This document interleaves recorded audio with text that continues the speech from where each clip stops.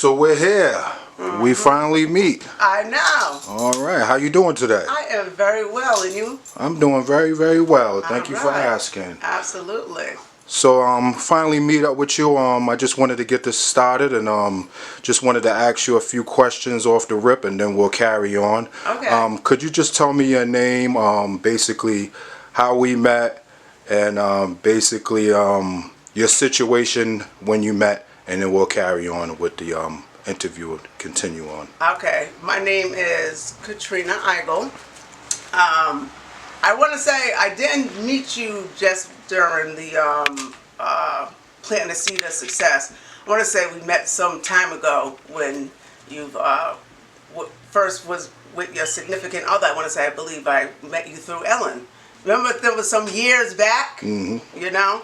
So going forward from there, I have to say you and Ellen both have just been an influential part of my life as far as, you know, helping me get to different levels in my life when things got a little tumultuous, especially with 2020 hitting with COVID, because that's when my life kind of took a huge change, you know, and it's been turbulent for a few years up until finding some balance when yourself and Ellen have brought opportunities my way to kind of get me back on the track of stability and enthusiasm about, you know, life. So. All right. Good answer. And of course, knowing you through, you know, my son adores you and Ellen because of all the things you guys do in the community as Absolutely. well.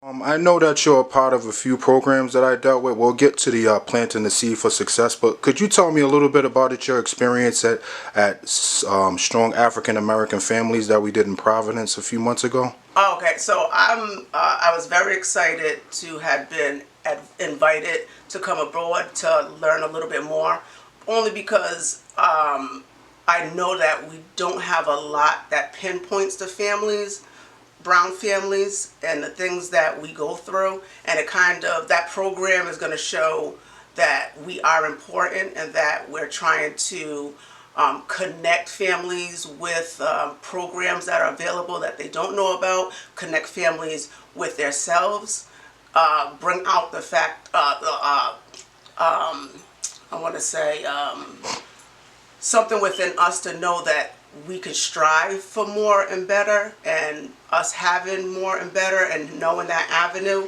we can extend that to our community and other people.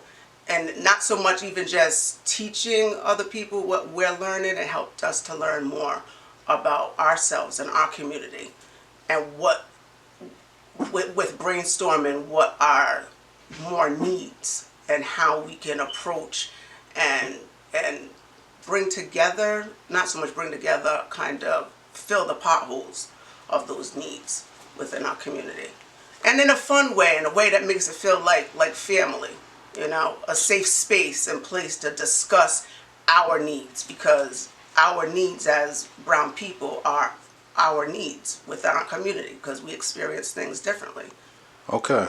Could you tell me a little bit about the past program, your experiences there, what you developed, what you gained, and the progress that you made since you left? Oh, so yes, Planting the Seed for Success was actually the first program that got me up and off my behind and motivated to kind of do something for the first time, because it opened back up the confidence within myself, because I got into a slump feeling like, okay, I was doing very well. I've worked all my life since I was 14 up until 2020 without a break. Then that had hit, and the job I had was a grant funded program, and because I couldn't go back at the time that they wanted to, my slot had, you know, been filled. And, you know, with a lot of doors being closed, I was unable to find something that I felt was worthy of me, because of the whole, the vaccination process, because I was, and it's my own personal decision, I didn't want to get vaccinated. And that was holding me back from jobs that I could have gotten, because I went on interviews, and it was like, oh, yep, you got the job, but you have to X, Y, Z. So it's like, in some ways, I felt like I was holding myself back from my own livelihood, but then I was also standing in my own beliefs, and some people couldn't really understand that. So it kind of had me kind of being self-conscious and feeling like, oh, because I'm not doing what I should do, suck it up and get this so that way I can get this job and live a better life, then I kind of was second guessing myself and just getting a little, depressed, and turned to a hermit and went to my own little shell. So when this opportunity presented itself, planting the seeds for success, it opened me back up to realizing what I have to offer, brushed back up on some skills, showed me, all the opportunities that were out there, made me more confident because I got to, I started, because I'm a social person, but that quality of myself got lost as well when COVID hit and I was going through all this stuff. So I'm in a room with people that I don't know that I got to know, and I had made some really good relationships and friendships throughout that. But it did make me stronger and make me want to work harder, going forward. So with that, after the graduation, my drive and my my ambition and my ideas and just things are just flowing, and my excitement to want to get out there and do something. And I still don't know exactly what, but just identify and know what my strong points are and things like that. So so yeah, because I got a few things under my belt with my phlebotomy. Could you tell me a little bit about the presentation that you did at Planting the Seed for Success? So all right, we did a lot of presentations. Which one? The one that you did a video presentation for the sickle cell. Oh, okay. So when I did the video presentation, it was regarding my daughter, who was born with sickle cell. So it's just pretty much just kind of educating people on sickle cell and exactly what it is, my journey with my daughter, having sickle cell, and my daughter's journey having sickle cell, and then explaining, because some people don't really understand exactly what sickle cell is. So that presentation was kind of just trying to let people understand where it comes from, how it comes about, what it affects physically, mentally, and emotionally. All right. So could you tell me a little backstory about where you're from, a little bit about your upbringing, how did you get so smart, and those good things? All right. So I come from a family of 5. My mother's from New York. I have 2 brothers, 2 sisters. I got an older brother, then myself, then a set of twins below me, and then a younger sister. We had a regular, not regular life. It was like I don't want to say hood life, and I don't want to say rough life. It was just a life. It was a normal life of reality that families go through that come up within poverty. Because I'm talking about going back what was it? Not even so much welfare, when WIC was going and getting that big block of cheese. You know what I'm saying? When food stamps wasn't on the card, it was the paper bills. You know what I'm saying? So going back into those days, but my mother instilled healthy qualities within us, being that she was single, right? And she had her issues coming up with drugs and stuff like that, and got off of them for the sake of her family and bringing up her family of 5, and ended up getting herself together and going to college. And she passed away. She was a drinker, she was alcoholic, and she died of cirrhosis of the liver. Prior to all of those things coming into place, her finishing high school, getting her GED, and then she went to Bristol Community College and things like that. I remember when she was passing away, because she passed away at 45. And it's so crazy to me because I'm actually going to be 45 tomorrow. And I say to myself, like, holy crap, because I'm young. And it's like, I have my daughter who's 26 and my son who's 14, and my daughter who's the one who had Dylan, she goes by the pronouns he, them. So he having sickle cell, and my son being 14, I'm like, I'm 45 years old. And that's the age that my mother was when she passed away, and she had 5 kids. I was 21, and my oldest brother, he was 25. And then we had my twins, and I'm 5 years older than them, and my youngest sister was 8 years younger than me. And the biggest thing for my mom, because the twins was already in high school, and me and my brother were already in high school and graduated college and everything. So her only thing was to make sure that her last babies, her wish was, make sure the rest of my kids get across, you know, that stage. So we made sure, you know, that happened. So we did that for, you know, my mother, so I know she was proud of that. And it was a road with the youngest one, you know, so, because she got pregnant very young, like 15, had the baby at 16. So that responsibility of bringing up my younger sister and then my niece was a lot on me because I was young. But we got her across the finish line as well, you know. The brothers are doing good, you know, and we're doing good, the sisters and our kids, which only the girls right now have children. And my brother Jerome, he actually just got married and he's having a baby, so we're excited about that. But for the most part, we grew up in these projects, and as a kid from the projects, which is the hood, you know, it was what it was, and we was lucky to have outlets like the Boys and Girls Club or the Human Services Center at Thompson for myself, because if we didn't have those things, then we would have things could have turned out different for.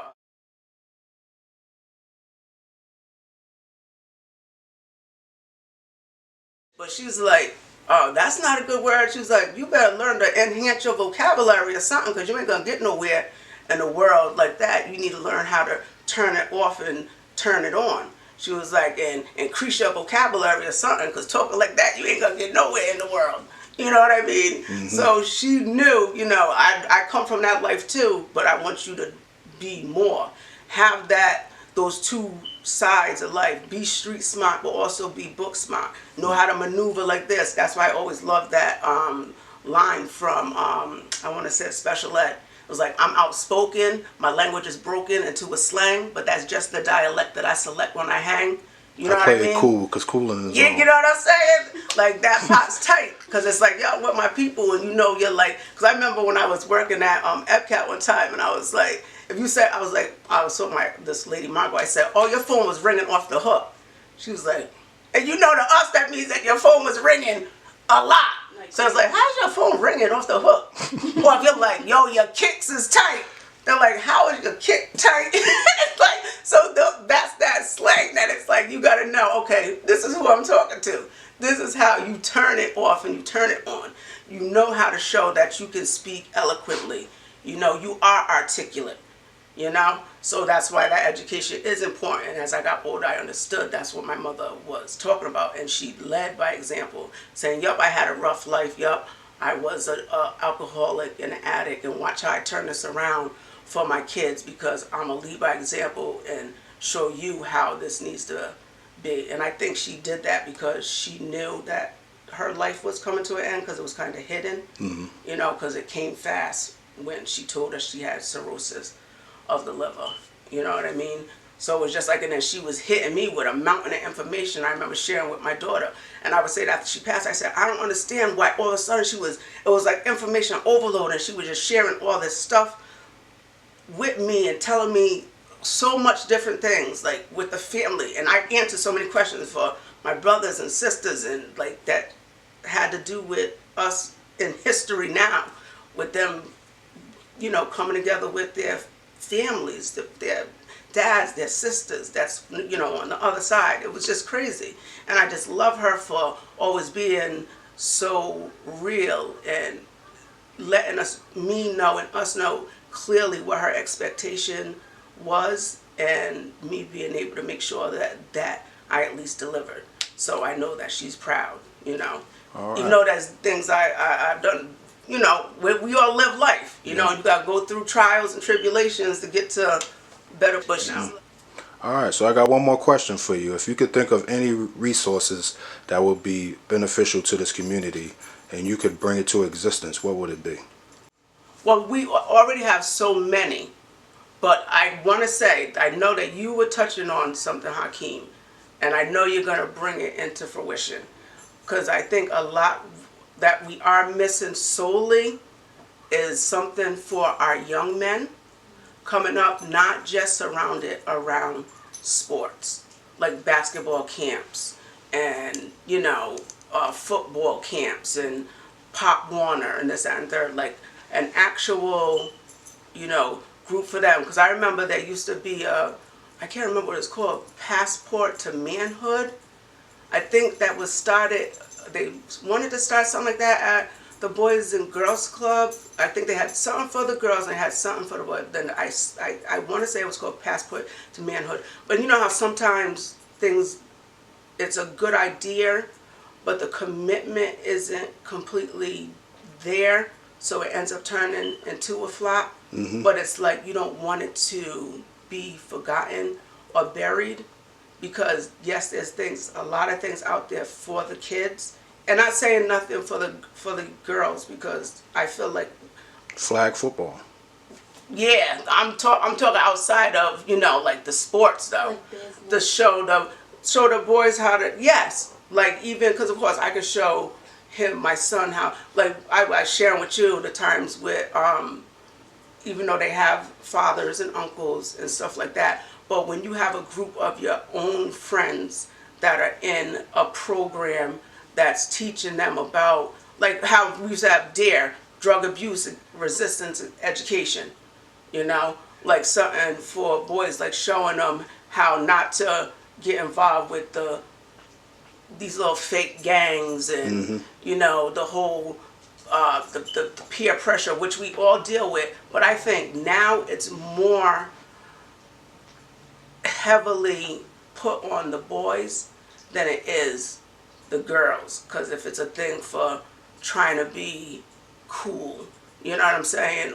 And then it's all this, oh yeah, something happens, oh that's my boy, and even if it wasn't your fault, you're so trying to be so loyal, hey, you're taking the L with the other person, which is like, hey, respect to you because you ain't no snitch or anything like that, but just a way to show kids how to be loyal, especially. And I think I'm just saying this only because with my son I see a lot with his other friends, because I had a situation, and this is what I appreciated, was an incident had happened, and the police that came to my house, and they were like, oh well, your son's not in trouble, but this kid that was whatever, he needs not to, I advise you to tell him not to hang around him because he's going down the wrong path. Now, I don't know that kid's story, so I said to my son, I was like, well, this is what happened. I said, when the cops start coming to the door, then this is where there's an issue or problem, so I want you to let me know what's going on, because I didn't even know what's going on. He should have told me what happened before they even came knocking at my door. But he said to me, he said, well, Mom, I'm not going to stop hanging out with the kid. He said, he got a lot going on. Nobody knows what's going on with him. And I love the fact that my son said that.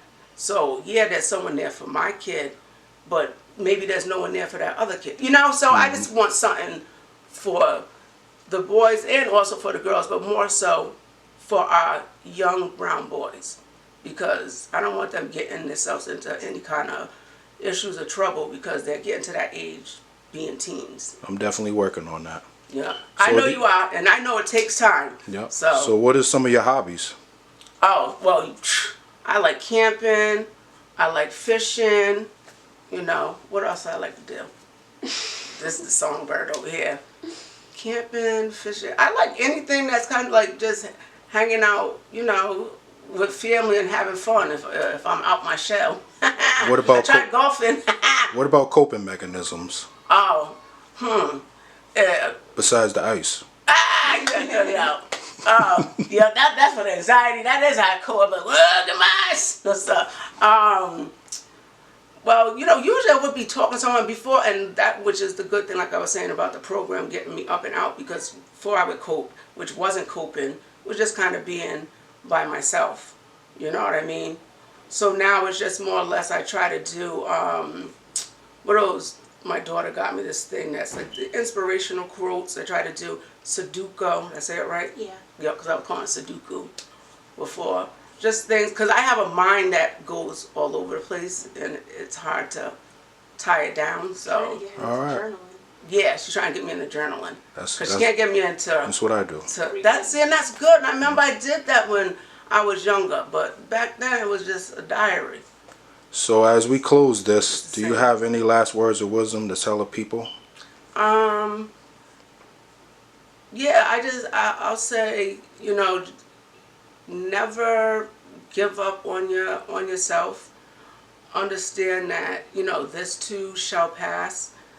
When one door closes, another one opens. Like, just really, as hard as it is sometimes for some people, and it has been for myself, just try to stay optimistic, and really, truly, when you're having a hard time, give it to God, when you put it in His hands and really ask for that good outcome, and you believe and you have that faith, things happen. It may not happen right when you want to, but they come on time. All right.